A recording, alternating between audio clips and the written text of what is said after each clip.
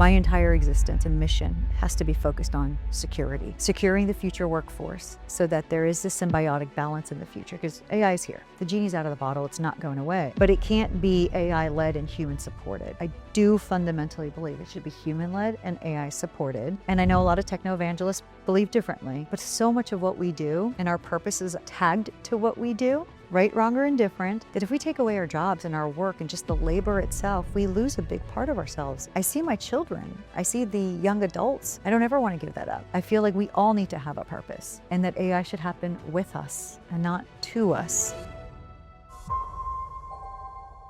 Welcome back, everybody, to the Love Conquers Fear podcast. I hope you loved episode 53 with Brian Hubbard from the Americans for Ibogaine Initiative. He's become a very good friend, and he actually recommended a book on that episode by Michael Gillian called Believing is Seen. And I did dive into that book per his recommendation. It is really well done. Michael Gillian was a famous ABC news reporter for a long time on science, and has been on the front lines of reporting all types of scientific breakthroughs, has a deep background in science himself. He's a self-professed science nerd. And he really goes deep on mathematics and physics and why they're actually acts of faith too. And that doesn't mean that there are many aspects of science that are truths, and obviously the world has been greatly improved because of science. All this podcast and the way we're filming right now are because of scientific breakthroughs. The fact that it's reaching you via the internet or on your mobile phone with your podcast app, all of those are incredible scientific breakthroughs. But he really breaks down with different scientific fields what parts of them are based on acts of faith that are just kind of assumed postulates, but really are acts of faith. And it's a really fun read. I will be upfront that I didn't love the last arc of the book. The last arc of the book tends to be his belief on why Christianity is the way that unifies science and spirituality.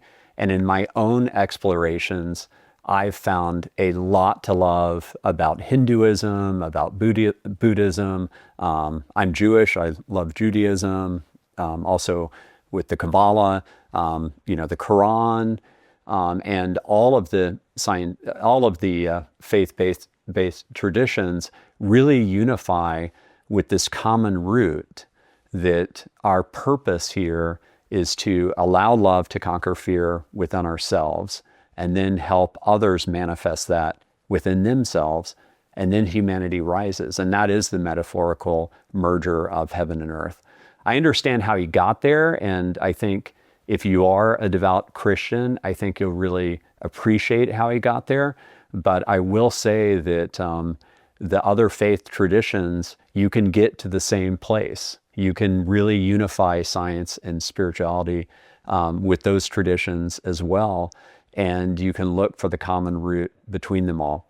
But overall, I love the book, and I really appreciate the recommendation from Brian Hubbard. And he told me up front, he said, hey, you're going to love it. There are aspects of it which go deep into Christianity. But he said, you're going to love most of the book. And he's right. I do love most of the book. The other book that I finished recently is, shout out to Gabby Poehler, who recommended this. She was the lead fundraiser for the Psychedelics Research Center at the Dell Medical School. And she's been really laboring to stand up consciousness studies and a consciousness center at UT Austin. So I've been doing some collaboration with her on that. She's a beautiful soul. And she recommended this book to me by Joe Taffer, and it's called Medicine Song. And Joe Taffer has this really improbable background. He grows up in, very humble beginning. I think he ended up growing up in LA, but he has a near-death experience, which really shakes him to his core in terms of his understanding of what our reality is. I've mentioned multiple times on this podcast, I've had now 12 friends open up to me on their near-death experiences, which were transcendent for them, really defined what our reality is for them. And I had Eben Alexander on the podcast. That was episode 46. He's the author of Proof of Heaven and The Map of Heaven, two of my favorite books. And we go very deep on his near-death experience in that episode. So definitely check that out.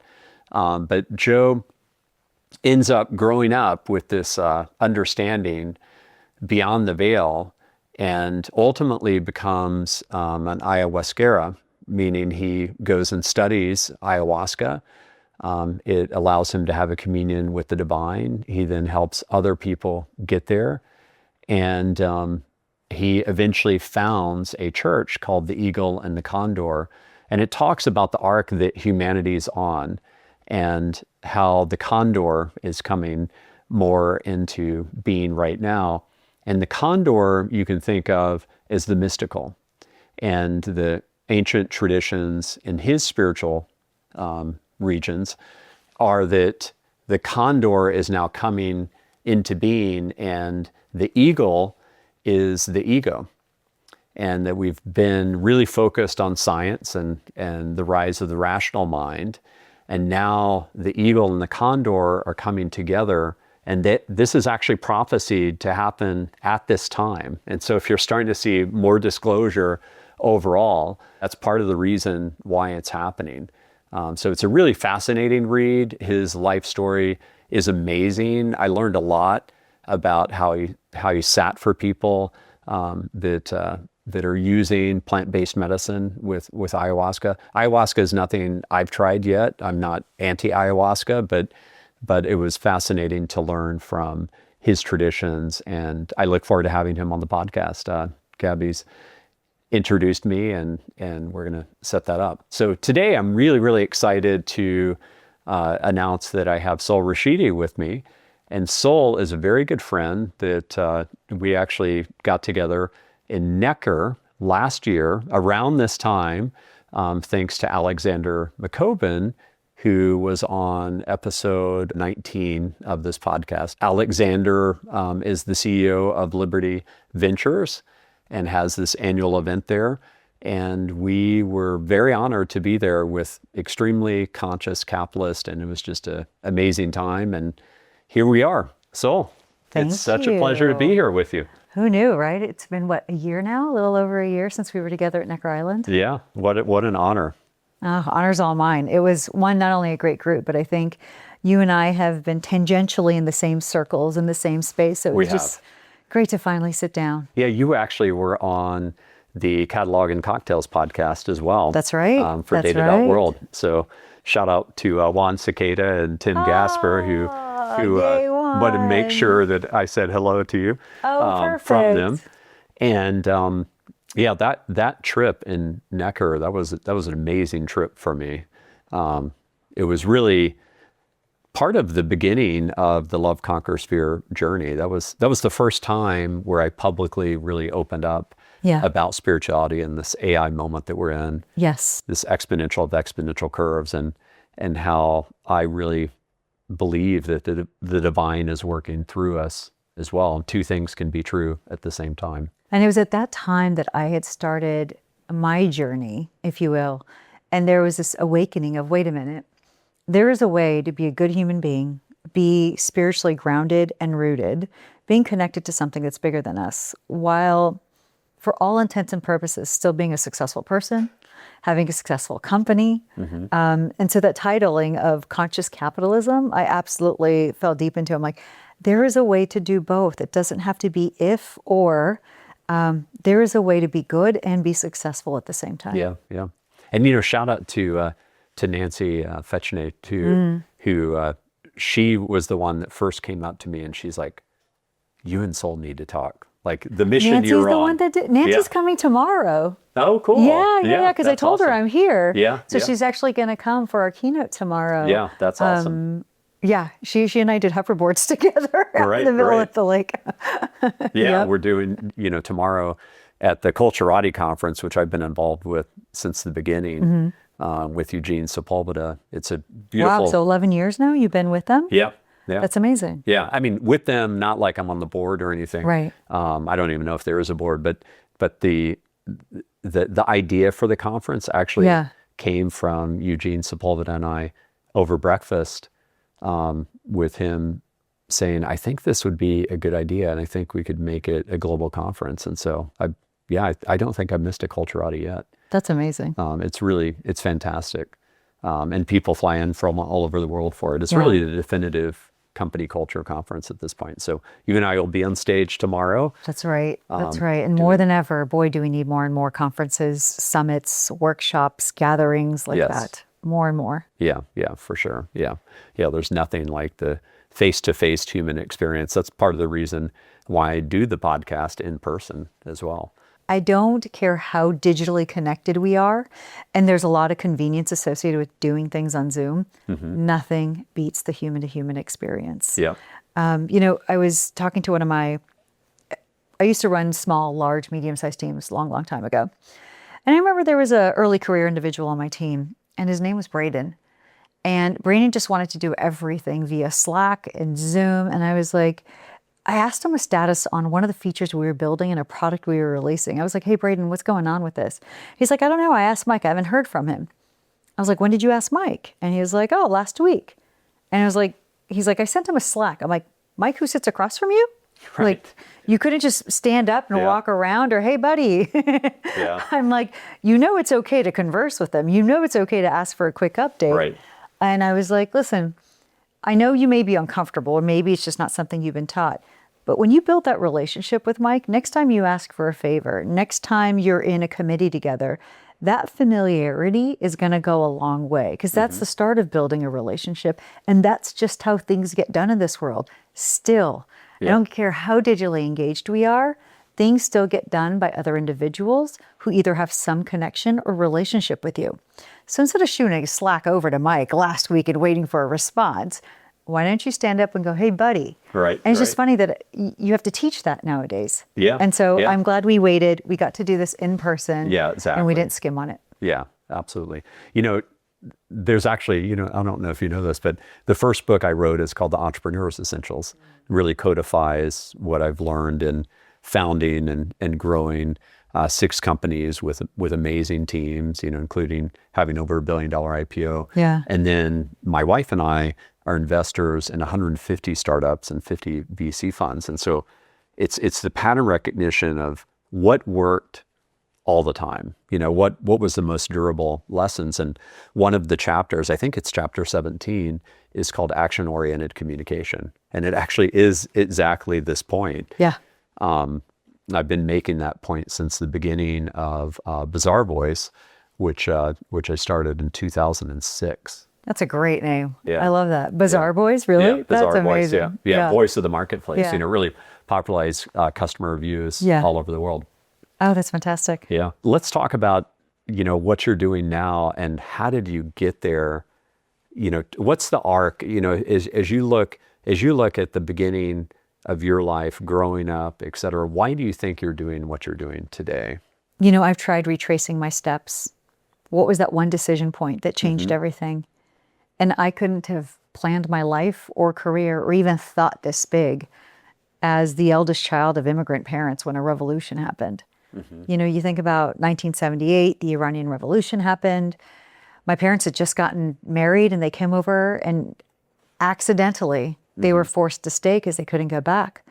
And so they didn't know the language, they didn't know the ways, and they had to completely reestablish themselves. Right. My father was an analyst, my mom was a travel agent. He was driving taxi cabs because that didn't really require knowing a language too much. It was more a matter of knowing the streets. And my mother started working in a daycare changing diapers because you didn't need language skills to do that. And so for them, the pathway was very clear. Go to school, get good grades, go to college and have a job for 30 years, retire, and then rinse and repeat for every generation after that.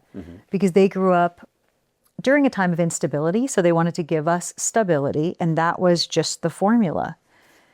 And I thought that was the formula, and that's what I did. I was the eldest, so I had very strict rules. I wasn't the best student, meaning I tried really hard, but I just wasn't natural. I had to work at everything. It was a struggle. Yeah. But luckily, This is completely surprising knowing you. So, well, that's the funny thing. Like, well, of course she's like a straight A student. No, like just the opposite. I had to study more than anyone else to pull off a B. And like at Berkeley, it was a totally different story. But even my acceptance to Berkeley was a bit of a fluke. Like, so I was very much the fat, pudgy, awkward, I don't know, immigrant kid, if you will. I grew up in Orange County, California, because my parents left LA when crime was going up. They wanted better education for us. So we moved to Orange County, of all places. Like, I was still considered the color girl until about 9th grade, because Orange County was the OC, truly. Right. And everyone was a little bit more cookie cutter, and we broke the mold. But luckily, my father picked up a craft. It made money. It afforded us to buy a house in a community like that. And we got great education. So like part of their dreams were coming true. But I had a lot of awkward years. I was never skinny. I was the first to develop. And I remember, like, I think it was freshman year in high school, my mother's like, you're getting fat. You need to join a sports team. Because immigrant Middle Eastern parents aren't woke. Right, So right. The term of like trauma just does not exist in their vocabulary. They're going to say it how it is. And my mom's like, you're getting fat. You need to play sports. Right. I'm like, I don't know how to play sports. She's like, well, try swimming. I was like, I don't know how to swim. She's like, it's easy. Don't sink. Like that was the Don't sink. I was like, okay. That's so funny. So, I feel the book coming on. So it's like great title. Freshman year. Actually, that's a good point. Don't sink. Right.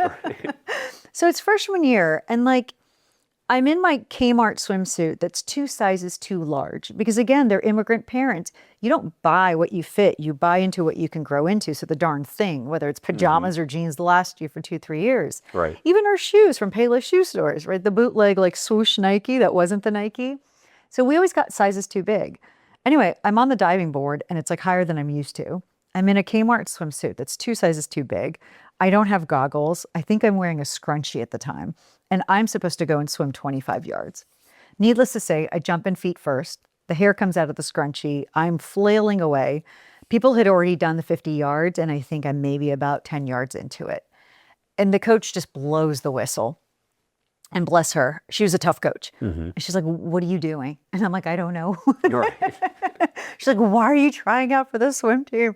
And and I'm like, because my mom says I'm fat and I need to work out. She looks at me like, WTF. Right. But bless her heart, she says, listen, there's no way you're joining the swim team, but I will teach you 30 minutes. I will dedicate 30 minutes to teaching you how to swim after I'm done with. So you got to sit here. And if you're willing to sit here for an hour and a half or 2, then I will teach you. I was like, okay, well, I got nothing else to do. I had no friends. So that's what I did. Right. I was doing homework while they were swimming, and then I had to get in the water for 30 minutes. It got to a point where I was able to swim really well. And I went to state for butterfly. But like sheer stubbornness and will. But it was nothing else. I had nothing else to do, so why not swim? But then I had this like bug. I saw the sport of water polo. And it was amazing because I was like, wait a minute. So now we don't swim for the sake of swimming, which by the way, it's a very mental sport because you're always in your head when you're doing these repetitive laps. But there's teaming, there's strategy, there's skill. And I wanted a shot at water polo, but there wasn't a girls' team. Now this was all before Title IX. And the rule was, if there wasn't a women's team, you could join a men's team. So I ended up playing water polo on a guys' team for about 3 years. Talk about an experience. I deck changed with the guys. I had to learn how to do that. That was a little bit sensitive. I was swimming with the guys. I was lifting with the guys. I practically looked like a guy by the end of like my senior year because I just had to work extra to be able to be mediocre at that level. And Were you the only girl on the team? Or? It was me and another girl, but the other girl was about 6 inches taller and she was just a beast of an athlete. Right. The coach did not mind her on the team. The coach looked at me like I was a waste of space every single day. Oh. And I think that's just what drove me, perhaps, trying to prove it wrong or I am worth something. Long story short, he hated me.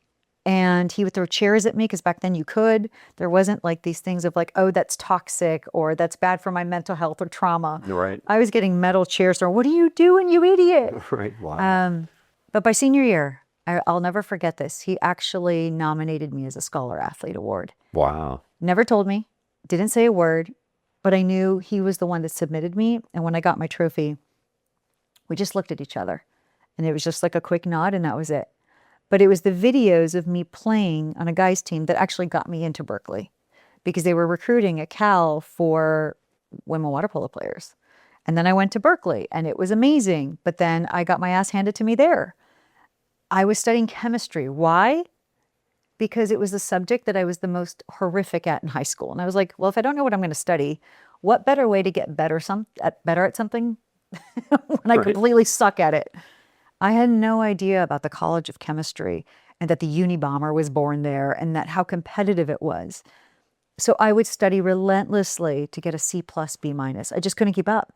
And I was the girl highlighting, color coding, and there were brilliant people there who didn't even show up to class, and they would always set the curve for the class. Right. And same with water polo. I was the shortest by about 7 inches.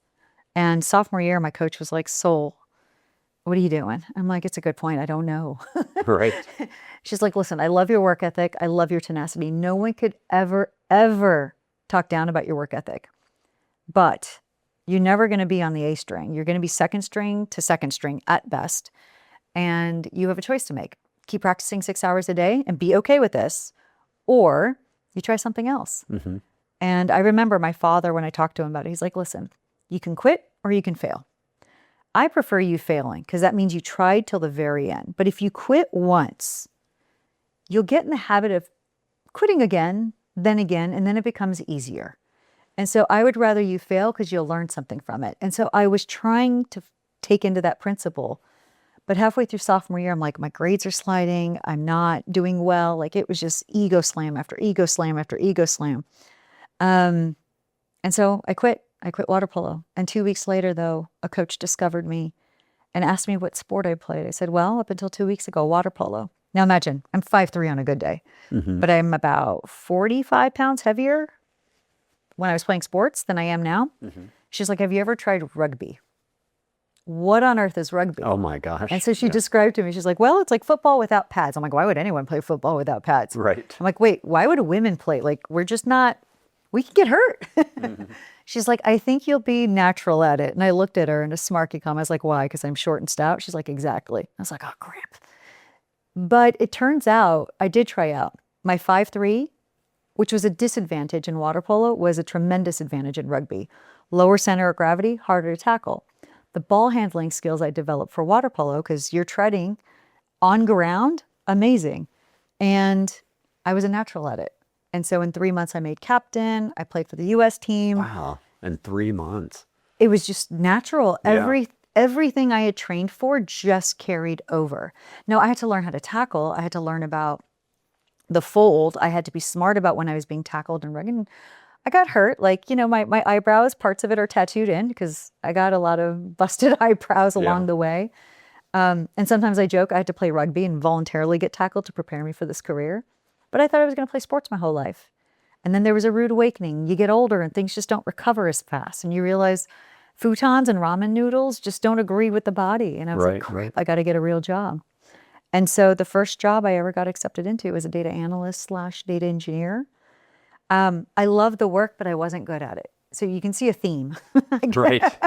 Just not good at stuff, but like sheer resilience and stubbornness. I was like, okay, I'll figure this out. But it turns out I was better as a business analyst than a data analyst because I had this weird ability to understand what the business needed and translate it over into technical terms. And so I was like a glorified translator. And I was like, great, I don't belong in the business world. I don't belong in the technical world. I'm just this weird person in the middle. Well, it turns out it was like the perfect Venn diagram overlap. And that was a skill set that was needed. And so through rejection, I found a home. And I became this glorified translator between the two worlds. Yeah. So what we call data storytellers at data.world. Yeah. Well, data storytellers, yes. Translators, data stewards sometimes. Yeah, like, they've had that evolution. Very of valuable different skill set, actually. But you would never have known. And so long story short, became a project manager and took a few jobs. I was even like in sales for once and I was like, ew. I was good at it. I wanted nothing to do with it because you're only as good as your last numbers. And it was horrific. And I was making decisions that were more driven by the commission versus what was right by the customer. That felt icky. So I immediately pulled myself out. And then I randomly fell into the space of master data management of all places. What on earth is MDM? And the way it happened was in my sales position, I was working for a consulting firm in LA at the time. And it was us against Accenture. No, they weren't called Accenture. They were called Arthur Andersen back then. This was pre-Enron days, and then Enron happened and they rebranded. But it was us against Arthur Andersen, a very big customer based in Orange County, California, and there were millions at stake. Now, my CEO had a relationship with their CIO, and so we thought we were going to get the business. But the CIO then approaches my CEO and says, "It's not going to happen." And Robert was like, "Why?" He was like, "Listen, I got to go with the big guys. You guys are a small boutique firm, and I would love to give you a sliver of the business, but there isn't anything differentiating or unique that you bring to the table. Right now, it's par for par, and so it's just less risky to go with the big guys." However, he did mention the one thing that we cannot find is an MDM expert. And Robert's like, "What's an MDM expert?" He's like, "I don't know, but apparently it's needed for SAP migrations." So he looks at me and he's like, "Sol, you're the most technical person we have." I'm like, "Robert, I'm not technical." He's like, "Yeah, you are. You're the most technical person we have. You're going to go to Texas. You're going to go to Dallas, Texas for 2 months. You're going to get SAP MDM certified. You better pass the test or you're not going to have a job." Right. I was like, okay. So it was me in a classroom with individuals who had H-1B visas, like very technical individuals. And I was like, I don't even know how many Hail Marys I threw. Studied really hard. Somehow I passed and I became one of 11 that was nationally certified in MDM. That took off. Yeah. I went from an individual You contributor were a category creator. Yeah. Part in a of it. weird way, Yeah. totally accidental again. Yeah. And then IBM recruited me. SAP was a big thing. MDM became a big thing. If anyone remembers the Sapphire conferences, it was like spring break for adults.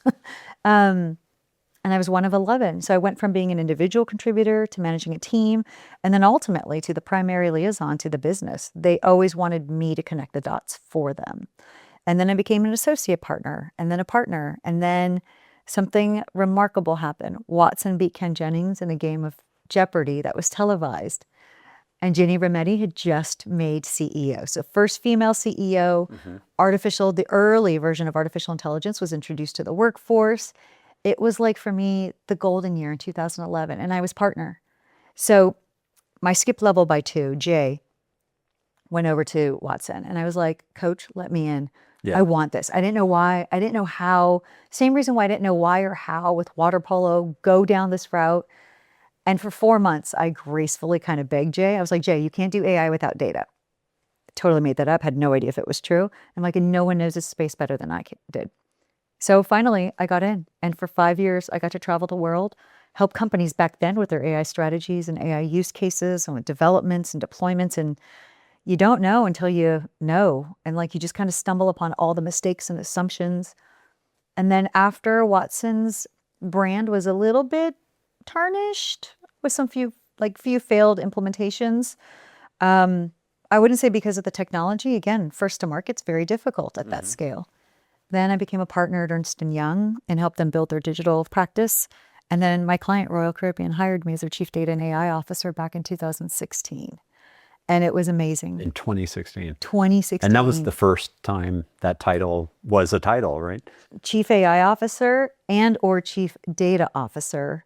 And it was remarkable because, the disadvantage was there was no job description. That was a time when everyone knew data was an asset, a digital asset.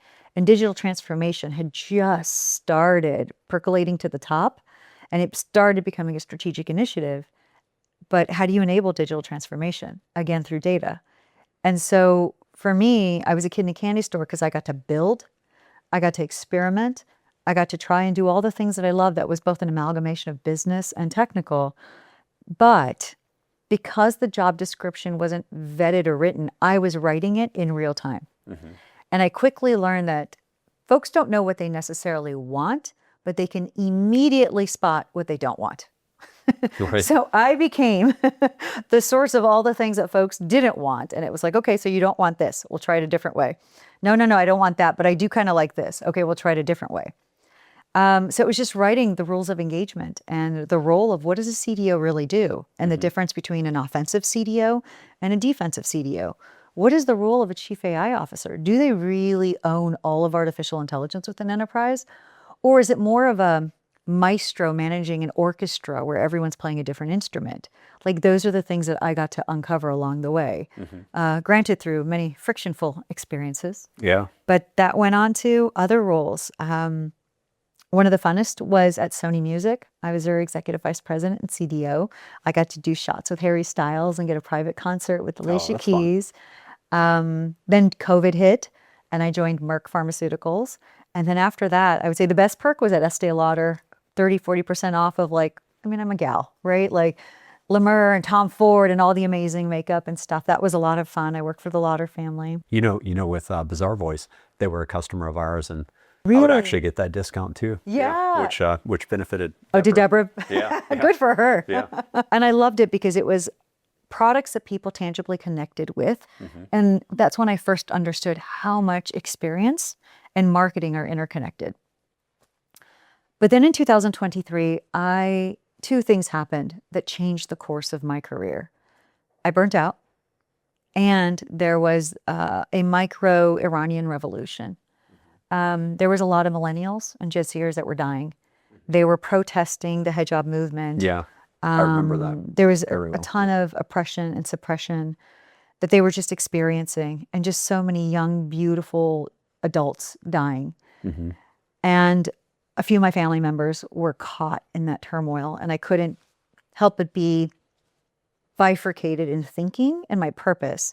Here I am living a life of luxury, and I was accidentally born in the States, but everyone blood related was in Iran. And that's what we saw the government and like what's happening right now. Like, thankfully it's happening because that's not the culture. Right. At all. Yeah, the like Persian we love culture is music and food Yeah. and people and dancing, and we're it's the beginning of mathematics. I mean, it's one of the poetry, greatest mathematics, cultures. Yeah, architecture. Like if you think about historically, yes, but just the people in general. Can we be a bit too much at times? Yes, we can be over the top, but like it is about love and food and experiences. Like the Persian home is always ready to host. Like that's just fundamental, like in our DNA. And then to see what the country was going through. So part of me was there, but then the other part was I was completely burned out. I had bosses telling me, Sol, I need you to play small a little so others can feel big around you. You're just trying to do your job. You don't know how to take it. So I tried playing small, and I felt I was spending more energy in containing my energy than actually just doing good by the company, by the individuals. I had one peer say, Sol, why do you keep talking tech? Leave that up to the guys. And I paused and I said, well, they did. You didn't do your job, so they hired me to fix it. But don't worry, I'll give you the credit anyway. Like, and that was a one-on-one. But like, these are things that were top of mind because I was a bit of a threat and it was a new role, but it was a threat to pre-existing roles. So like, it was always, you're too much, play smaller. You're thinking too big, be more conservative. But they always hired me as the change agent. And so the containment of energy and the go, go, go, go, I would wake up at 5, catch up on work, do 10, 12 hours of Zoom calls because I was global. So I had to take the India, China calls in the morning, and then my calls would run into the evening. I had 2 kids in the process. My mother lived with me. I crashed and burned. And it was one of those things where it didn't matter how many cups of coffee I would drink. There was no impact. And by 1:32, all I wanted to do was sleep for 2 hours. And eventually my adrenal glands were shot. Like it was officially diagnosed. And I was like, something has to change. So for the betterment of my health and seeing if I can help my family in Iran, I gave my notice and took 9 months off. But in that 9 months, I wrote the book. And in that 9 months, I was advising and consulting. And Brett, I don't know if you feel this way. I'd love your viewpoint on it, but I got bored with advising and consulting because I wasn't building. I wasn't doing. Yeah. I was just advising, and whether they take it or not is completely at their discretion. Yeah. And I wanted to be in the middle of it. Well, it's actually why I became an entrepreneur. I mean, I don't know if you know this about my background, but I helped a guy when I was very young. I think I was 10. I helped him set up a bulletin board system, which was modem to modem communication. And you have chat rooms and That's so cool. downloads and, play online games together and all types of things. And I had one of the most popular BBSs in Austin. So I helped this guy, Eric, out. Yeah. And he called me when I was at UT Austin I think it was my sophomore year where he gave me a call and he said, "Hey, this is Eric. Do you remember me?" And I was like, "Oh, of course I do." He's like, "Do you still program?" I was like, "It's all I do. You know, I've been doing it since I was 7 years old." And he's like, "Well, I've got a job for you if you want it. It's at this place called Anderson Consulting." And Wow, it was talk about Arthur full Anderson, circle. right? And prior to Yeah. becoming known as Accenture, which I always thought was an interesting name change. It means It was better accent than the Monday. future. It was better than Monday. Yeah. That was their original. Exactly. And so I actually worked full time while I was a junior and senior at UT Austin, getting my undergraduate degree in management information systems, my BBA. A lot of people think I'm a CS major, but when I was was at CS a thing? Oh yeah, years ago? computer It was, science is okay. definitely a thing. Okay. But the final project when I was at UT, if you were a CS major, was creating like printer drivers, and I was like, no, I'm not doing that. All the software I've created, like I know how people are using. Yeah. And so it was actually karma that got me in there. Yeah. And you've had lots of karma working on your side in terms of all the category creation, but it was working actually at Anderson Consulting, and really wanting to start my own business, but not feeling yet ready to do so, and then going to Deloitte Consulting after graduating from UT. They were very competitively trying to get me to go there. And I went there, and that's what got me into the introduction to MBA programs. And I got into the Wharton School, and they were going to pay for it. But I started my first businesses at Wharton because of what you said. Like when you're a consultant, you're not actually creating the business.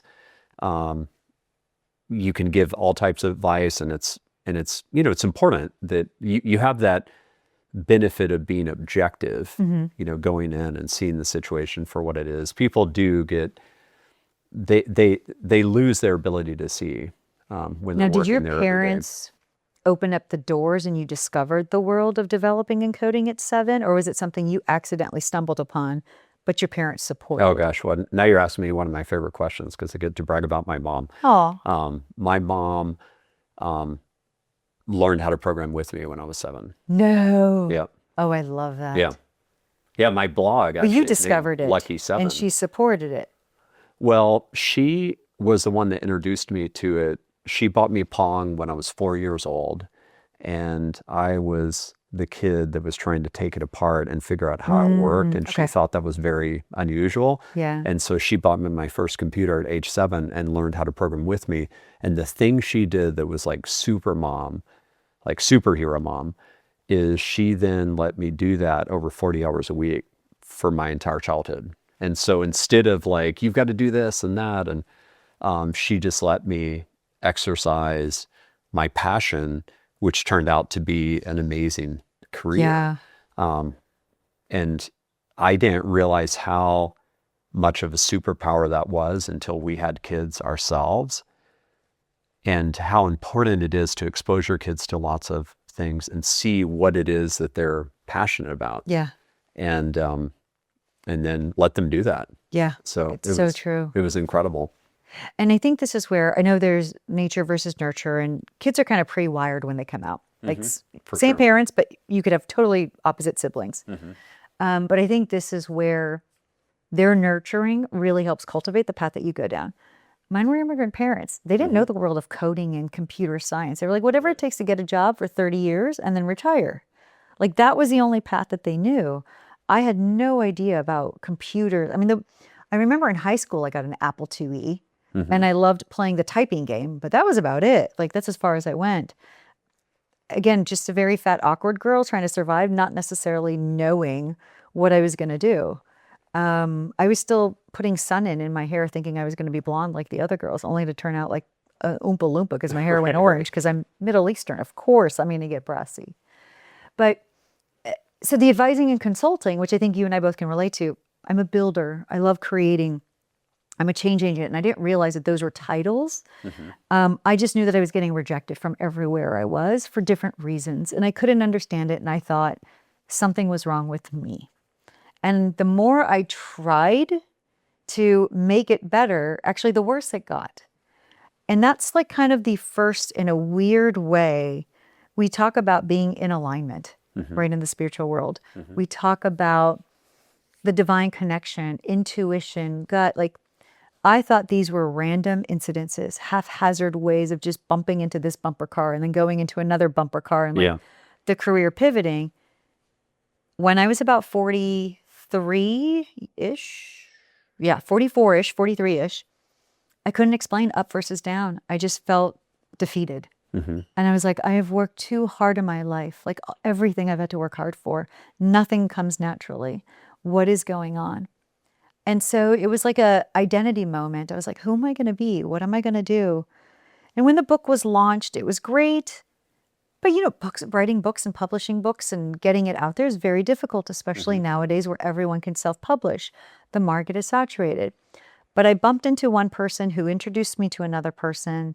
And to this day, Vanessa Browers has been my coach and guide. And I learned for the first time words like agency, sovereignty, divine connection, pilgrimages, deities, alignment.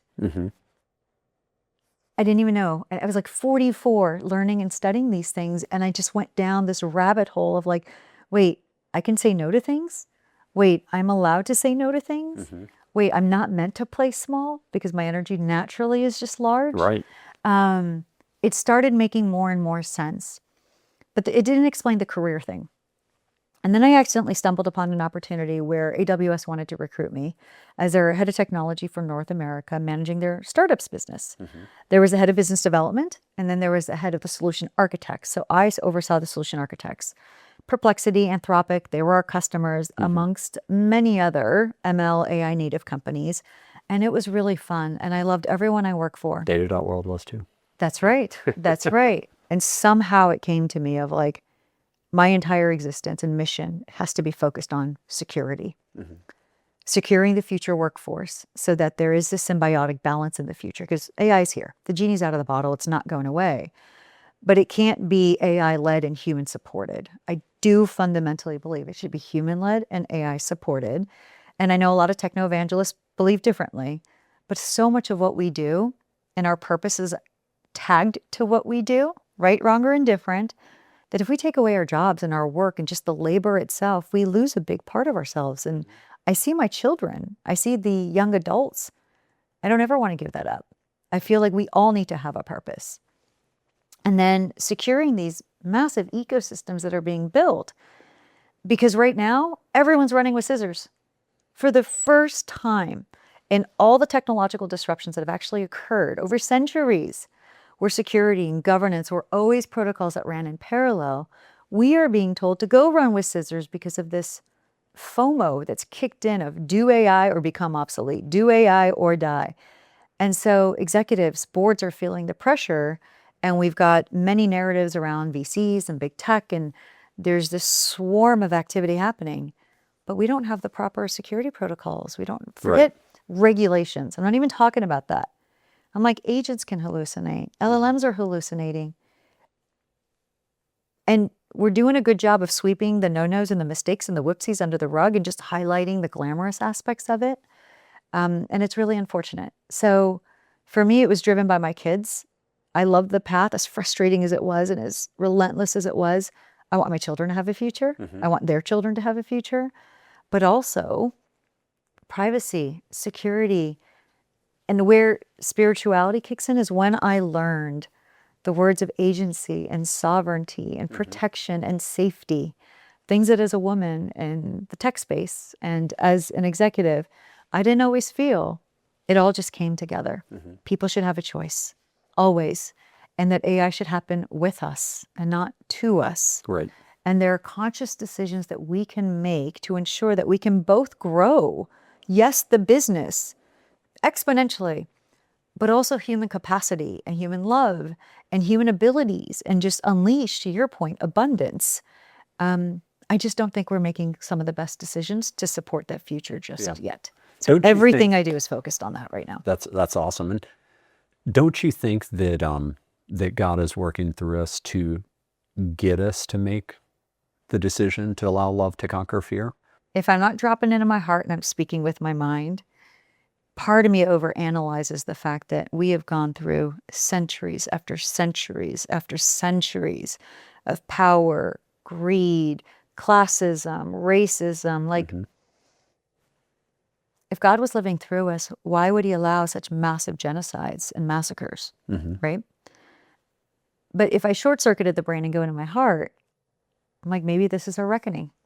Maybe this is the time. We are flawed as creatures. Yeah. There is good and bad. There is masculine and feminine. We are always going to operate in the 50 shades of gray. Nothing is ever black or white. There are reasons and things beyond what we can predict with science that just fundamentally occur around us if we're willing to pay attention and wake up. And there is synchronicity involved. Yep. And maybe this is the point, the bend in the curve, the bend in the river, as you so eloquently put, that the consciousness will you have arise. dug into my book now. Of course. The new book, yeah. Of course. I got first private preview. Why on You earth did. would I not? Yeah. But I hope this is the bend in the river where consciousness is raised.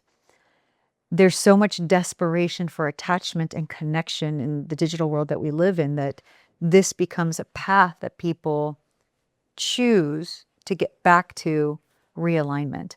And as a result, we start making better decisions. That's what I've been shown. I mean, you know, it came to me in a journey where God is working through us, and this is the fateful choice. And when we allow love to conquer fear and use the technology for its greatest good, then humanity will ascend and will create heaven on earth. And that, you know, in the book, as you know, I personify it with an Uber driver from Chad.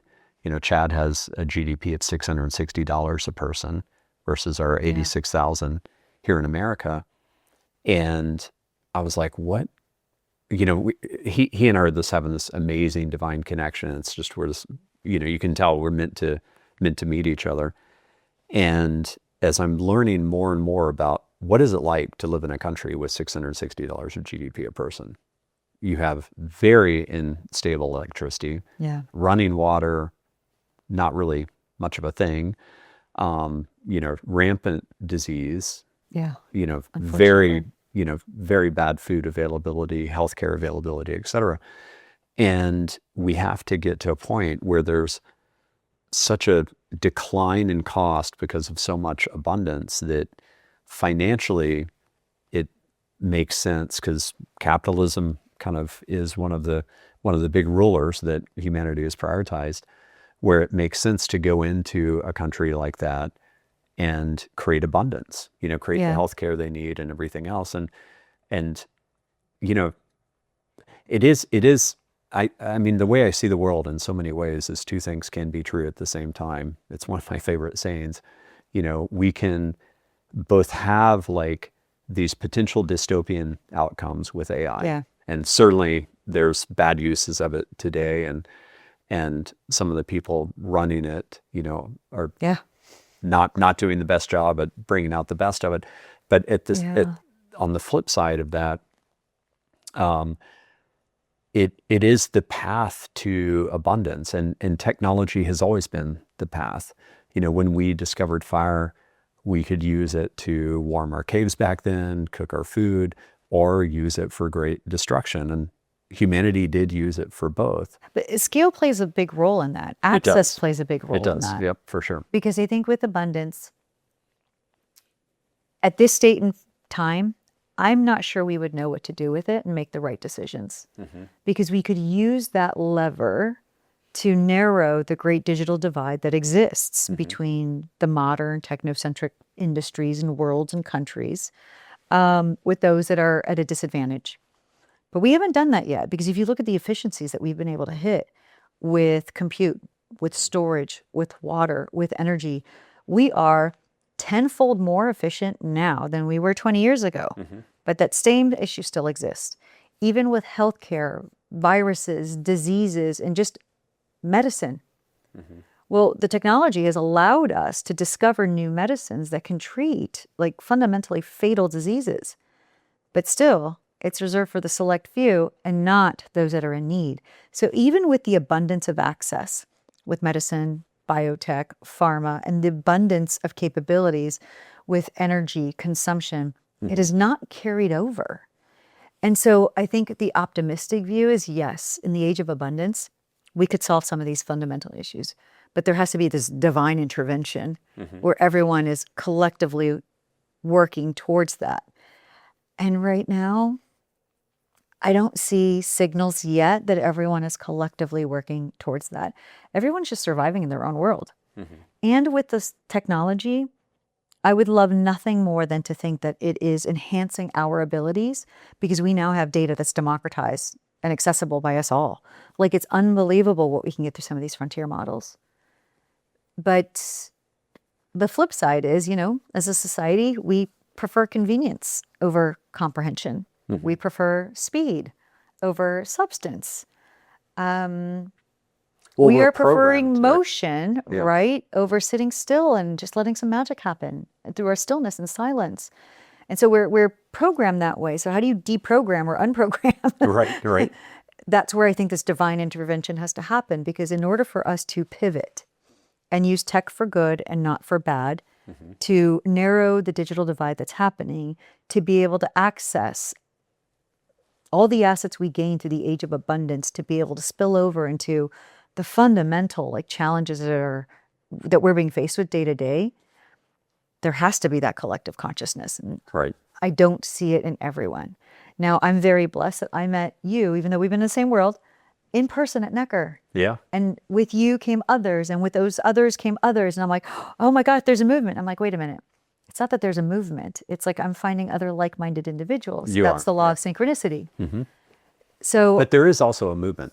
I do think there's consciousness awakening. Oh yeah. Yeah. I think that there's a consciousness awakening going on. Like when you go to the AI conferences, when you're hearing the CEOs of the Mag 7s, when you're listening to the VCs and their podcasts, do you hear that consciousness come out in their discussions?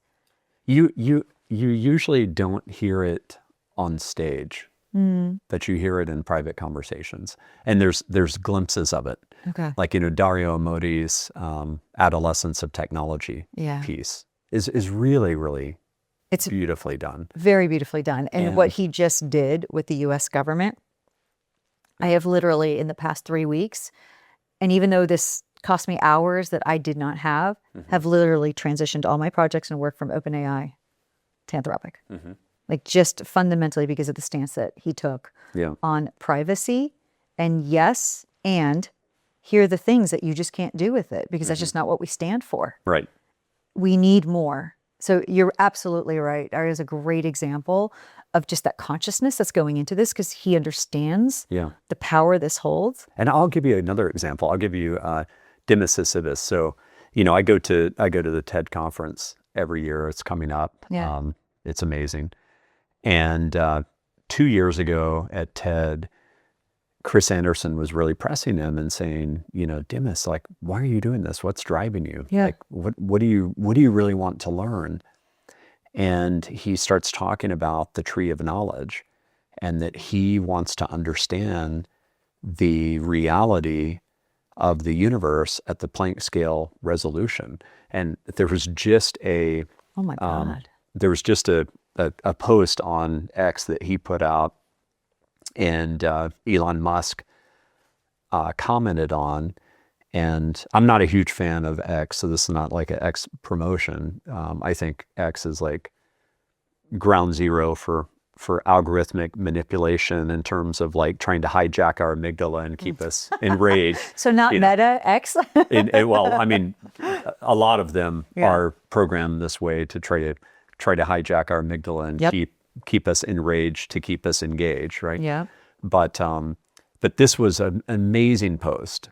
And in his post was doubling down on how what keeps him awake at night is this deep yearning, this deep search for what is this reality that we're living in. And that to me tells me that he's having a consciousness awakening, and Elon Musk commenting on it basically doubled down on that himself. And so I I do think that you can see glimpses of it. Yeah. And there's this deep yearning in humanity for prioritizing AGI so that we can understand our reality. Now, I do think that two things can be true at the same time. There are some people that are just looking at it from a kind of a hardcore capitalist perspective to say, like, can we get more efficiency? Because you know what it's like working at a big company. And I've served lots of big companies as an entrepreneur. A good year at the office for a really big company is they increase margins by like 1%. Yeah, that would 1 be basis like point. Amazing. Yeah, 1 basis point would be, right. Yeah. That would be amazing year, right? Everybody's getting big bonuses and everything else. So it is true that AI can be an ultimate automation machine. But I think the smartest companies are going to use AI to create a massive uplift in their creativity. Like, which markets have we always wanted to go into that we've never gone into? Which products have we always wanted to create that we've never created? I think the laziest way to think about the application of AI, if you're a big company, is cost cutting. That's a very Which is a very lazy narrow, quarterly, short-term point of view. But, to quote Charlie Munger, give me the incentives and I'll show you the behavior. And so I do think that if we pivot, and we should pivot, we need to start course correcting now, because I do think this is the last big mistake we get to make. A few things need to fall in line. And I think part of this is also, I'm knee deep in the research because I'm a senior fellow at Harvard. And part of my research is, what does Workforce 4.0 look like? What does the future look like? And I'm not talking about AI displacing jobs. It's like, okay, fine. But every technological transformation has created a short-term deficit window only to give birth to new channels, new products, new avenues, new companies. Can this mimic the prior transformations? And the research and just the conversations I'm having have led to a few things. We as individuals, I'm not even talking about a corporate citizen, you, me, mother, father, community member, when leveraging AI, we have to outsource tasks, and we cannot outsource our thinking. Because the brain is a muscle. You use it or you lose it. And there will be intellectual atrophy if we're constantly using artificial intelligence to do the thinking for us, which I don't blame anyone, because we're so busy, we can't keep up with our to-dos. It's so easy to just outsource a question, outsource a thought. But the way we've built codependency on GPS, and we've lost our ability to just understand our surroundings and navigate our way home, we will develop a codependency and use artificial intelligence to start thinking for us. But we cannot. We have to always outsource tasks, ideation, brainstorming, but preserve critical thinking, discernment, and the ability to think autonomously, independently for us. There's, in my humble opinion, there's no exceptions. So if we can do that, that's great. I think the second thing is maybe artificial intelligence will create a short-term displacement of the labor market because executives are being incentivized of like the few basis points. But if you want the real returns, if you want the compounding returns, it's not a game of replacement. It's a game of augmentation, because this notion and this weird operating model of do more with less just mathematically, statistically doesn't work, because our growth expectations aren't linear, nor are they incremental. They are exponential, so the hockey stick curve. And as a result, you can't do this while doing this. You create this massive divide in skill sets, domain expertise, context.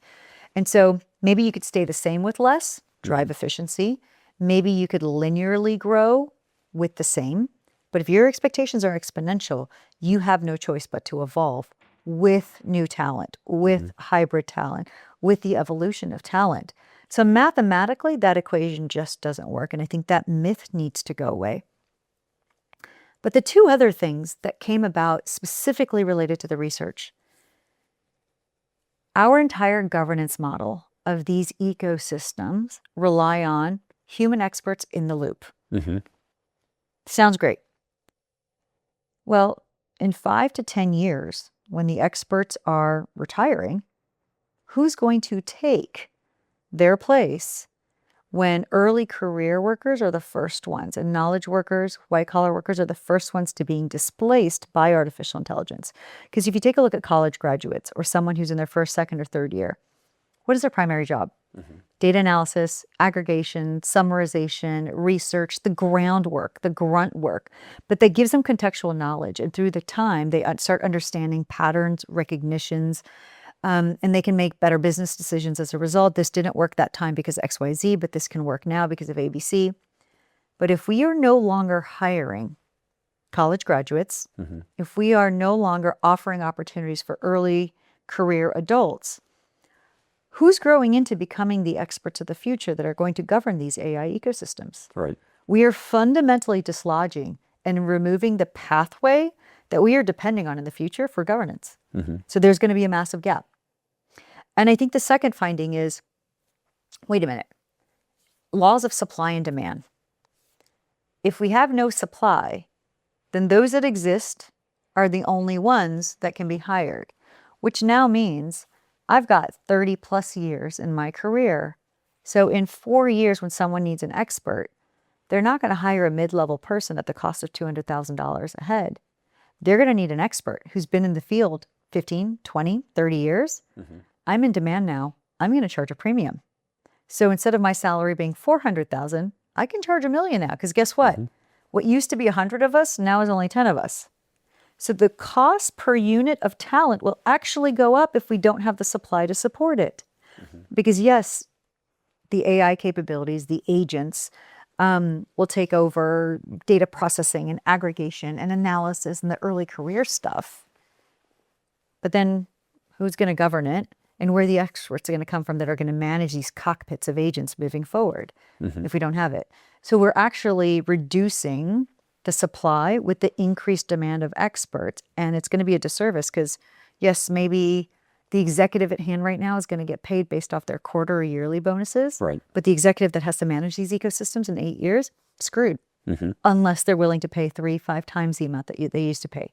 So the total cost of ownership will actually go up. So how are you advising these companies then in terms of what are you telling them, that they should be doing? Because they're kind of caught in this web. Yeah, it's like on one hand, it's, you're as a company very incentivized to use the latest productivity tools because that keeps you competitive. Yeah.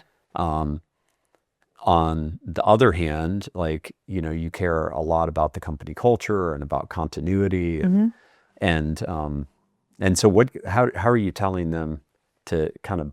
Yeah. Is it a balance, or what are you advising them? I'm very pragmatic. I understand the enterprise landscape. I worked in enterprise my entire career. This is the first time I actually get to step away and kind of see the world, the view of what's happening. And there's a few legs in that stool. I'm trying to, and I'm a mother of 2. My 8 and 10-year-old, mommy has to travel 3-4 days a week. And I'm killing myself and purposely sacrificing time at home with my children for this mission and this message. Because I have to teach the executives and I have to teach the business leaders a new way of approaching this that's a lot healthier for them and the future workforce and for humanity in general. Yeah. And I can't go in with woo-woo spirituality talk. People just aren't there yet. So I have to take a very pragmatic and business lens. The first thing I teach is outsource tasks and not critical thinking. And I give a few analogies. The second thing I say is, listen, we're so focused on productivity and efficiency gains. But so what if we're doing more of the wrong things and making more of the wrong decisions? You're technically more productive. There's a new metric you have to measure, and that's effectiveness. Are we being more effective to our customers? Are we being more effective to our bottom line? Are we being more effective to the growth of our workforce that's going to sustain and meet the demands of these exponential expectations that we have upon us? So the name of the game is to pivot from just productivity and efficiency gains, which are very short-sighted but achievable, into effectiveness, because there is a way to grow your business and grow the strength of your workforce. So when they converge, you've created this multiplication impact and you've created force multipliers within. That's how you meet the demands of today, not by running in a bunch of agents and letting go 13,000 people. The third, ultimately, is just a different lens of you're not making decisions for you right now in the next quarter. The decisions you make now will have ripple effects for 2, 3, 4, 5 years down the line. And I know it's so hard to conceive that when you can barely keep up with last week's to-do. You haven't even tackled this week's to-do. And we are so exhausted in the rat race. But I'm trying to teach them that the way we used to manage business in the past cannot be carried forward in the way we manage business of today. And sometimes in my education or the keynotes or the speeches, like, listen, let's just take one simple fact into play. 100 years ago, 1900s, information would replicate every 100 years. Very uncommon. Printing press changed that. Right. So by the mid 1900s, information was doubling every 25 years. Now, from the time you have dinner to your second cup of coffee, the entire World Wide Web has replicated itself. So it's every 9 hours and it's getting faster. We were not meant to keep up with the volume, the variety, and the velocity at which not only is data being generated, but at which information is being fed to us. Not to mention 52% of that data is actually AI generated. So there's a lot of AI slop in the mix as well. And well, if AI is feeding off of data on the web, but it's creating the data on the web, there's also an element of cannibalism. Right. So my running joke is, generative AI is actually becoming generic AI. We're hidden drift everywhere. So again, critical thinking, personal voice, personalization, all very, very important factors. So helping them rethink that your biggest asset right now as an executive and as a leader is one, looking past the quarter, but into the health of the business and your health, not repeating the way you've done business because you can't keep pace. But more than ever, your biggest traits are going to be around critical thinking and discernment, because the name of the game is extraction of signal from the massive noise that we are being bombarded with. And you've got to teach the folks that you lead, you've got to teach your kids that the whole is greater. There is more to achieve collectively than just this one individual thing that you have to do. And it's so hard because we're all so busy, but that you have to be better at thinking collectively, not individualistically. You have to take time to mentor younger generations and become AI fluent, because you managing a bunch of agents and AI native young talent just isn't going to sustain you in the future. It's the quickest way to becoming irrelevant. But teaching them principles that worked in the past of relationships still matter. Technology can scale efficiency, but relationships are what open up opportunities. Right. And you can't skip out on those, because before the sci-fi world of the future comes true, if it does come true and we're all run over by robots, humans are still running the show. And those relationships are going to matter more than anything else. And you have to double down. I'm not teaching my kids algebra and geometry. I'm teaching them critical thinking, common sense, spatial awareness, basic survival skills that we took for granted because we were told to go play outside and don't come home till the sun sets. Now I have to bribe my children to go outside and don't come home until you've played 2 hours. And we will. There's an incentive. Like, are you kidding me? Yeah. But go feel what it's like to be free and liberated and not attached to the devices. Let your left and right brain work. Let your frontal cortex and back cortex develop, so that as we step into this future, we could really achieve abundance, because there will be a convergence.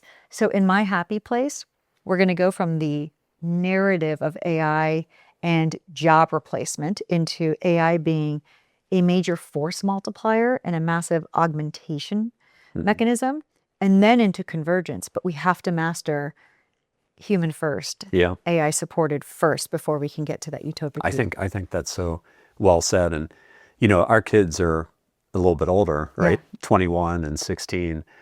And our 16-year-old, when she was 14, was just super into AI coding, creating Was she AI really? games. Wow. She is her father's daughter. Well, but it's interesting now, and this is like really surprising, but it's incredibly wise. Like I'm really, really impressed that she's doing this.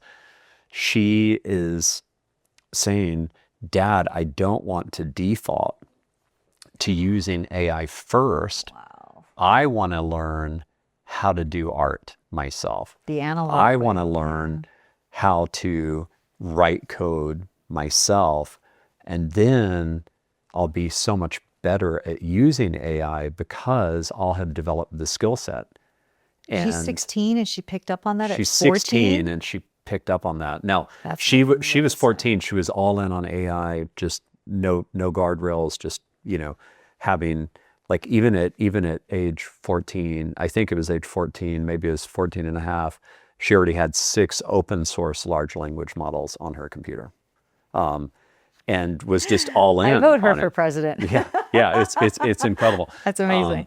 But she now is in this generation. I don't know if she's representative of this generation or not, or if she's just a major outlier, that she's in this generation saying, no, I need to be able to do these things and really understand what it takes to do these things as a human being. Yeah. And then I'll be so great with the tool set because I'll understand how to do it, like versus just defaulting to do everything with AI. By the way, as those words come out of my mouth, I could just see someone like Mark Andreessen or someone watching this being like, you are absolutely doing a horrible job raising them because they should just be using AI first in every single thing. But I don't think that that's true. Like, I do think that she is wise way beyond her years in saying this is the best way to prep me, her in this case,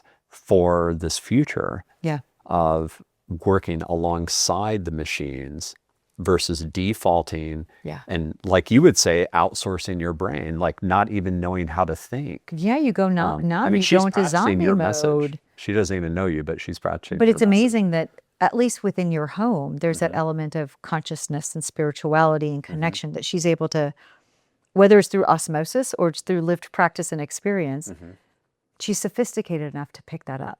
And I would hope that we get to a point where they all do that. Because I love the movement where, quite frankly, even if you take a look at Gen Zers, like, alcohol consumption has gone down. Yep, that's right. Like, yep. Social media use is starting to go down too. social media is starting to go down, which is phenomenal because we've become dum-dums as a result of it. And the bit like polarization. Neo in the Matrix. They're like, we're not gonna take this. So there is a world. micro revolt that's happening. I'm just wondering, can this micro turn into a macro revolt? Yeah. And saying that there is beauty in the things that we've created. And so we don't want to default to this grid or this mode because it takes the beauty and the struggle. And as a result, the satisfaction out of just being. Yeah. So I hope there's more consciousness. But I'm thinking about the single working mother who's exhausted and the kid's on the device all day long because she has no other choice. She doesn't have any support. I'm thinking about the parents who are barely making ends meet and maybe they weren't educated. And so the child has liberties and they're glued to their device. I live in Miami. I did career day for both my kids and it's amazing to see the extremes. Some of the kids are self-regulating. The others are like, I'm on the computer 7 hours a day playing Roblox and Minecraft. And I'm like, so I think parenting has a lot to do with it. The environment has a lot to do with it, but I do hope the micro revolt becomes into a macro. Consciousness does sit in. We start making better decisions. And we do realize it. Again, AI is here, but more than ever, and in my heart, I want it to happen with us and not to us, because a few dudes want to become trillionaires.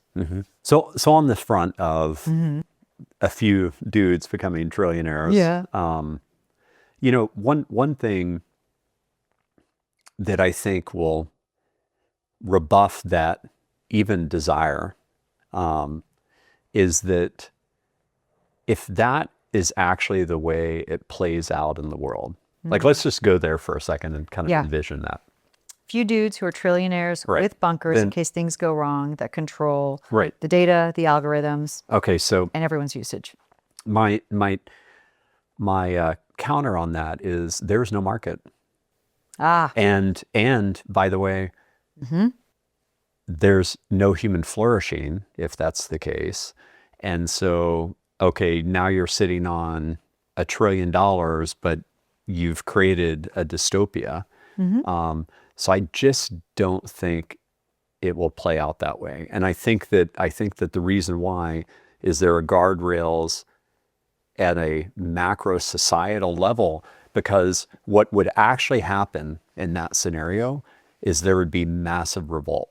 It's kind of like envisioning India when it was under the rule of the British prior to Gandhi. Yeah. Like, I think there would be some of these younger people that would step up like Neo in the Matrix and be like, this is not the world we want. Like, and we're talking about abundance that is unimaginable. Like, if you and I could jump into a time traveling, machine and go 100 years from now, we wouldn't recognize it. I don't think we could even recognize like what society's like 100 years from now. I mean, we're in such an exponential curve that every week is like a year of tech progress 10 years ago. You and I have been at this for a long time, and try to imagine like 10 years from now, is it going to be like an hour or two? Is like a week today? Is like, so. I mean, we're living Moore's law in real time right now. Yeah. So I really believe that this is the divine working through us. Yeah. It is what I've seen through journeys, but I deeply believe it because it's creating that forcing function for humanity to say, like, are we just going to worship, capitalism, which I'm a big fan of capitalism in so many ways. I mean, capitalism has lifted billions of people out of starvation and poverty all around the world and eradicated all types of diseases. We still have a lot. I mean, the very center that we're going to, the campus, unlike Austin, was built by capitalism to service public teachers and the education system. Yeah. And they can go to a beautiful campus and just think like, thanks to the HEB family, which is one of the best grocery stores in the country. I mean, the way they handled the supply chain during the COVID pandemic was a case remarkable. study. So there is a world for both to exist. Yeah. I wholeheartedly agree. So I think that it is going to force us to say, like, hey, the thing you worship, which is external materialism, is not the thing that's going to make you happy. And I'm going to prove it to you. Because if you try to do that, you're going to see like what kind of destruction you create. And so I think the natural guardrails are societal in terms of us moving together to make sure that the stability of markets and the stability of society at large moves in concert. And I think that is the consciousness awakening. And it's gonna be, I'm doing this for our kids too. Yeah. Like, you're doing what you're doing for your kids. I'm doing this out of a deep love for all of humanity and wanting us to get to abundance. And abundance, in my definition, is not just abundance of like, healthcare and energy. It's abundance of love. It's us realizing that we're 99.9% genetically identical across this planet, and that the power games that we've been playing in all aspects of society, whether it's religion, and you and I were talking about the Bhagavad Gita before we went on air here. And I love the Bhagavad Gita, but it has the caste system in it. I mean, come on, seriously, like that, yet another power game. There's elements of hypocrisy, like, for sure. And that's part of, that's part of religion. That's not the spiritual root where we're all unified. That's the dogma that gets attached for command and control. And these games have been played all over the place. I mean, yes, social media, like in The Social Dilemma, Tristan Harris described, it's both a utopia and a dystopia. That is true. Yeah. It's algorithmically Well, two things can programmed. be true. Right. So at any given time. But I think this is the penultimate moment where that exponential curve, which is just going to continue to slope straight up and to the right, forces us to wake up. And that waking up is, I think, the divine getting us to realize and unmask, like, and I think that's why Dario Amodei and people like that are writing these pieces. I really do. I mean, because they have the voice, they have the influence. Yeah. As you and I are recording this, the AI documentary is in the theaters. I don't know if you've watched it yet. Oh, I posted that everywhere. I'm like, go see this, because you have to understand, for the mere mortals that aren't in our space, they have to understand what's happening right now. And like, that's a perfect way of doing it. And the director started it because his wife was 6 months pregnant. And he wants to know, what kind of world is my child going to be born into? And there are parts of that documentary where he like takes a stamp. He's like, what? Like, AI researchers not knowing if their kids are going to make it past 6 or 12 years old if we continue down this pace. I mean, it's just crazy. Like, that's pretty grim. Yeah. So in my heart and in my being, I want your version to be our version. I think that is the best possible way, because not only will it course correct the way we're going down humanity, but we fundamentally need to just get reconnected and realigned with what matters.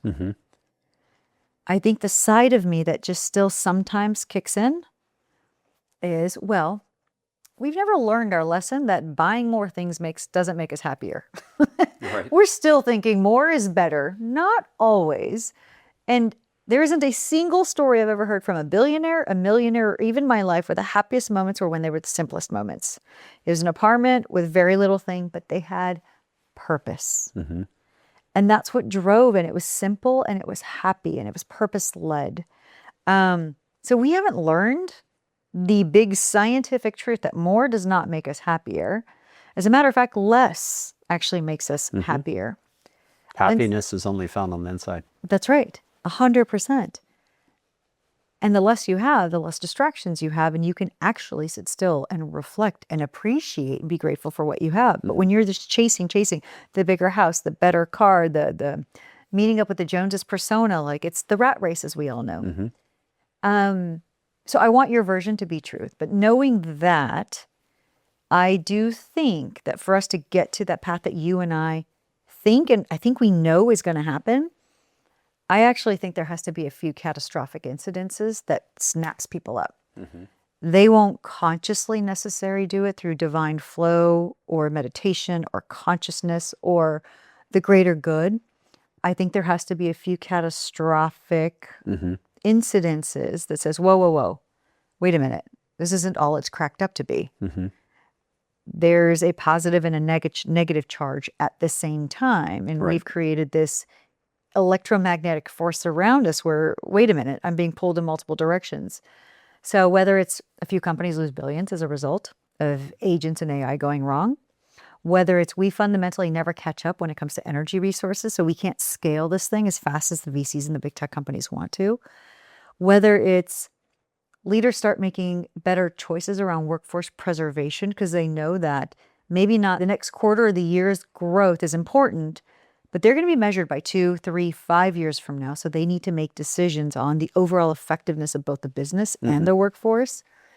But I do think it's going to take a few rude awakenings to jolt us into reality and go, there's more than meets the eye here. In addition to a collective consciousness, people getting reconnected, the younger generations making decisions around drinking and learning things the analog way, because humans love to struggle. That's where part of our satisfaction comes from. So that when they use these technologies, they become force multipliers and they recognize and understand that.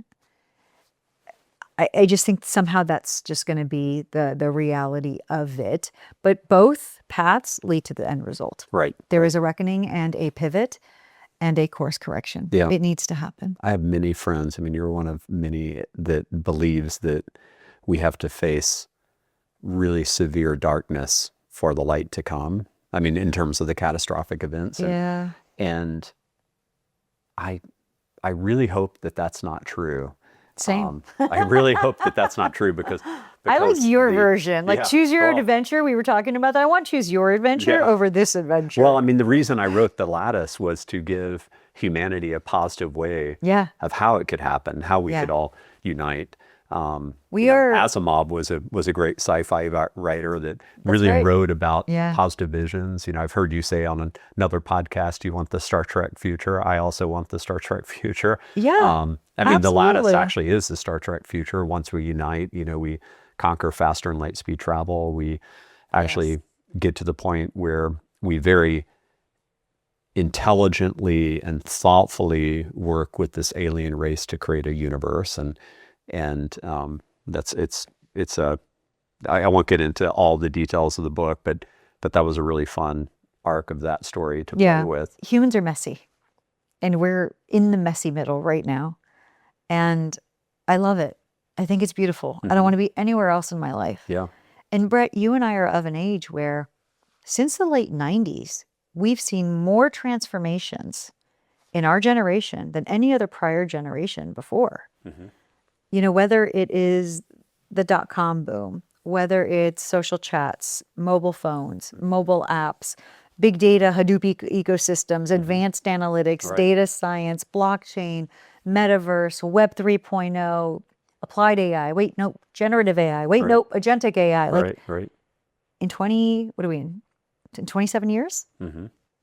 Right? Like since Mosaic came out, like 27, 28 years, we've seen this wave. And we've always by the way, the kind of, we are the first generation to see XYZ, that you realize that statement's going to be true like every year for the next 10 years, and then it's going to be like every 6 months. Like, but we're the hybrid. But we're the hybrid generation. We are, because we were there during analog, pivot to digital, pivot to AI. So I do think we get to witness things in a very, very different way. We do. Because baby boomers, for the most part, analog. And they've made some pivots and using cell phones, but my mother still struggles and she thinks I'm desktop support. Like, they're not totally digitally native, but they know how to push some buttons. My kids will be AI native and they're digitally fluent, right? They're geniuses, but I always say they're geniuses as long as there's Wi-Fi. They kind of turn into ding-dongs when there's no Wi-Fi. And so I'm trying to teach them to, with or without Wi-Fi, you can be geniuses and brilliant in your own rights. But we are that generation that's hybrid. We've gotten to witness, and knock on wood, the way you and I treat our bodies and the path we're going, we're going to get to see another 50, 60 years. So we get to see the hyper movement going forward as well. And then we'll be telling the stories of, remember when mobile phones, mobile apps, and generative AI came out? How silly was that? It would create images of dogs and cats and things like that. There's no doubt you and I are going to look back 10 years from now on this conversation today and be like, can you believe where we were at? Like, our predictions were so on point, or they were so off. Right. Yeah. I mean, that's why I love your podcast, though. I think you're really extracting unique points of view. I think you are raising the consciousness. If there's a way to raise the IQ of society, you're raising the consciousness of society. And you've had some remarkable speakers. And I think as a successful entrepreneur and as someone who's been in tech for a really long time, just thank you. Well, thank you. That means a lot to me coming from you. In terms of spirituality, like how do you keep yourself centered, and what are your thoughts on what this reality is that we're in? You know, I don't know if it's because of my awakening or if it's because I burnt out and I was forced into a different path, or I'm just getting old and I'm going back to the ways. But more than ever, I have these rituals and habits that are non-negotiables now. I need to spend time outdoors. Like, I will go for runs without my headphone. I need to hear the ocean. I need to hear the birds. I need to hear laughter. I need to reconnect myself back just to the world around us. I can't tell you how important it is, because I can almost I'm with you. Be in my brain too much and get overly cerebral. And then you know how it is in our space. Like, you're always trying to catch up. And as soon as you're caught up, you're like, wait a minute, what just changed? What just happened? It can be a full-time job just trying to stay on top of everything. So reconnecting with nature. You know that the younger generation, they have this saying, touch grass. Yeah. You know about that? Yeah. Well, that's the whole grounding movement. It's like, right. What was so obvious. That's coming from the younger generation. That's not coming from us, which is great. Which I love. Yeah. Because hundreds of years ago, ancient civilization, ancient cultures, they lived in nature. They were outdoors. They didn't have to actively touch grass because they were living in grass. But we're so far removed in our like cement walls and stuff. We have to actively go out and touch grass, walk barefoot. I even teach my kids. It's like, oh, I need to wear shoes. I'm like, don't wear shoes. Go out. Wait, Mom, are you okay? My feet are going to get. I'm like, go out. You're fine. Like, I'm teaching them to reconnect. So part of me is just It sounds so silly. I haven't gone as far down as hugging a tree, but I do Right. need to be outdoors, be barefoot. I've hugged some trees. You hug some recently. trees? Oh yeah, yeah, I have. Yeah. I Yeah. love it. My morning rituals, where I wake up, I make tea, and I do, whether it's prayer, meditation, call it whatever you want. It's just sitting in stillness and gratitude, reconnecting back to something that's bigger than you, whether it's expressing gratefulness, whether it's asking for protection and prayer, whether it's you're trying to see something, but it's not coming to you. And so you're asking for symbols and signs and images and synchronicity, like just support, right? So that can vary. But I also sit in silence for an hour and I just read, putz around. I have this weird love affair now with gemstones and crystals and plants. Like I have hobbit habits galore. Right. I make my own teas now because I believe in plant medicine Yeah. as a way of healing the natural body and essential oils. I've just gotten more I didn't know you were natural. making teas. Yeah. Oh yeah, when I travel, because I'm on the road 3-4 days a week. Yeah. That does a lot of harm on the body. Yeah. You know, I'm pushing 48 this year. Like I'm like, ugh. And some days my body really feels it, and other 48. days I know. So over the hill. I mean, seriously. I'm 54. Well, but men, you can get away with it. With women, we're definitely over the hill. You look amazing. Like, Thank you. Yeah, Thank you. Maybe it is my little hobbit habits and tea tinctures. I and think whatnot. you're taking good care of yourself. But like I have an apothecary essentially of different herbs. And so when I travel, I have my morning Ziploc bag of my own tea that I make that I brew every morning. Yeah. And it could be nettles, lavender, lemon balm, echinacea, like cat's claw, like mixed with either a green What a or cool black hobby. tea. Yeah. So my mother makes fun of me. She's like, "What are you?" Like, and I'm like, "Leave my apothecary alone. It's totally fine." Right, My right. kids get sick. I'm not medicine. Yeah. It's like, hold on, I have a few herbs for you there. I'm seeing a soul's a pocket there in the future. So like the spirituality for me Yeah. isn't, everyone has a different interpretation. And I'm studying Kabbalah. I'm studying different deities like Kuan Yin. You know, I'm wearing her right Yeah, now. that's- I will go through different pilgrimages once or twice a year where I just get out of my environment and go visit really historic sites. So my version of spirituality is I've reconnected back to the ancient ways of self-healing, and the ancient ways of prayer and meditation, if that makes sense. You know, with you wearing a Kuan Yin necklace, you're probably one of the best people I can ask as a friend to do this. Like, what is your understanding of Kuan Yin and Kuan Yin's role for humanity? So her story is she had a very abusive and toxic father.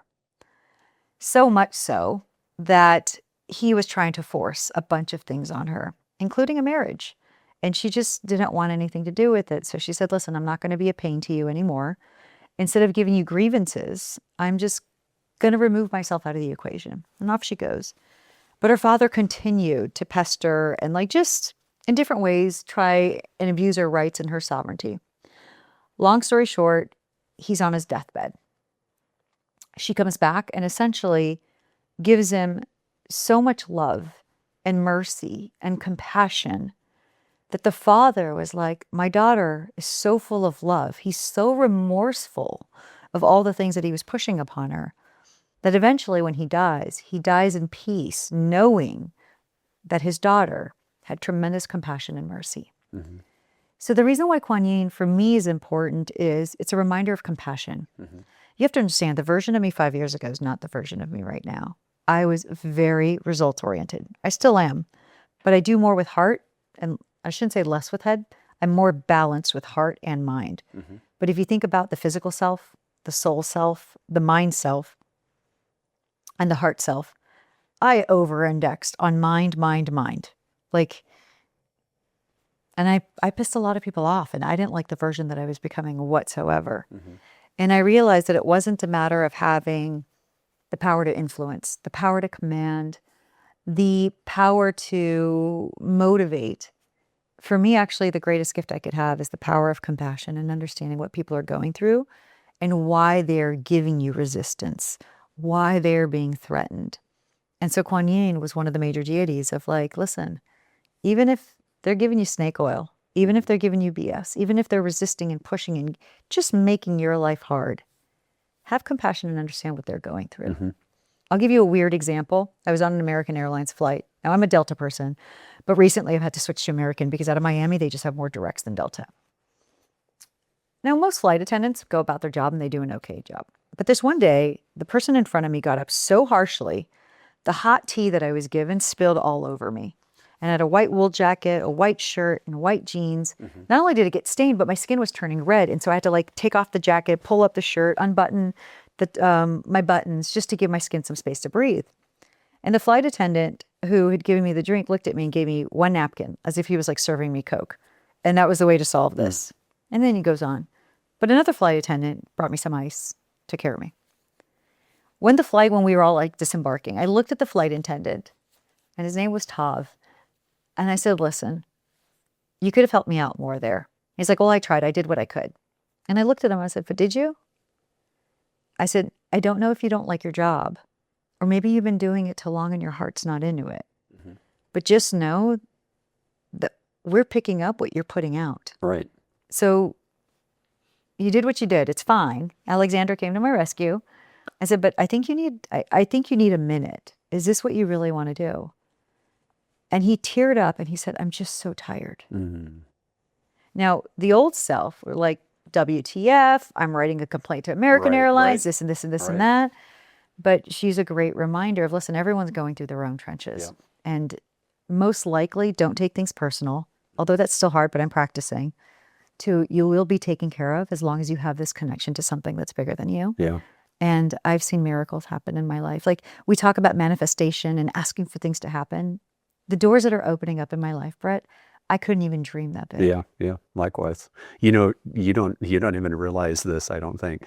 But one of the people that you and I, went with to Necker was John Mackey. Yeah. And, John, the founder of Whole Foods, was on episode 30 of this podcast. And one of the books that he had recommended for me to read prior to that episode is Love is Letting Go of Fear by Jerry Jampolsky. Which is derivative of A Course in Miracles, a book. I haven't read that book, but John's a big practitioner of that in study groups. And one of the examples Jerry gives in the book of Love is Letting Go of Fear literally is what you just said. Which part? It's the part where there's a lawyer that's super rude to him. And he can choose in that moment to be like everybody else that's ever interacted with that lawyer and just be super rude back, or file the complaint or whatever else. But instead he paused and he did what you did and acts with compassion to that lawyer. And then the next day, Jerry's given a seminar in that city, and 3 rows away from the front is that lawyer, and he locks eyes with him, and afterwards he's like, hey, it's good to see you here. And he's like, well, the way you reacted was so different that I just wanted to see what you were all about. And today they're still friends. You're kidding me. It changed that lawyer's whole life. So literally you could have changed Todd's life, but it's just a beautiful synchronicity where we just, where Necker's tied in and Love is Letting Go of Fear. That's right. And it's probably a perfect way to conclude this amazing discussion. I'm really looking forward to being with you tonight over dinner and really introducing you to the Culturati community and then being on stage with you tomorrow for the closing keynote. That'll be so much fun to do. It is such an honor, such an honor. Yeah. I mean, the way you've led, I just hope others lead the same way. Well, thank we'll you. We'll be in a much better place. Right back at you, sister. I mean, honestly, like what you're doing out there, your post on LinkedIn, like how you are a part of the consciousness awakening. And you're putting it all out there for us to make it. And in conclusion, it's interesting because when you had introduced the Culturati conference and then made a few other introductions as I'm going deeper into this world, I had done just one of because I travel once or twice alone outside of business just to get out of my headspace.